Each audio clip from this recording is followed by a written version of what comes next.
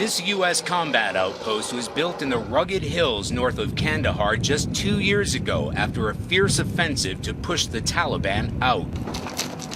It was named after a soldier who died in that fighting, Specialist Timothy Johnson.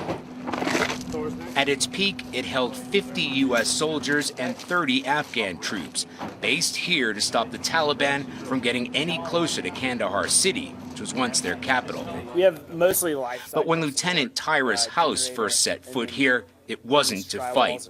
It was to strip it down to the bare essentials and hand it over to the Afghans. Like most soldiers of the 1st Armored Division from Fort Bliss, Texas, Lieutenant House didn't think he'd be packing boxes. He's waited 12 years, half his life, to join this fight, ever since 9/11.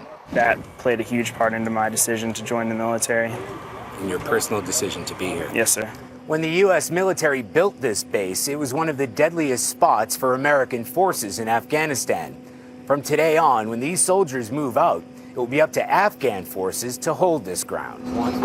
It may seem ironic, but the U.S. soldiers were most vulnerable just before they left. 078. I can go. Most of the heavy weapons were packed away.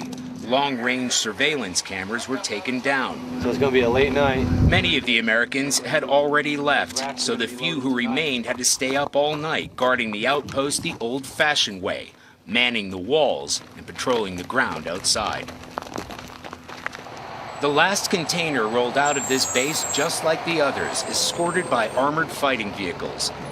The outpost that was protected by a full platoon of U.S. combat troops and their 21st century weapons will now be held by a lightly armed team of Afghan police.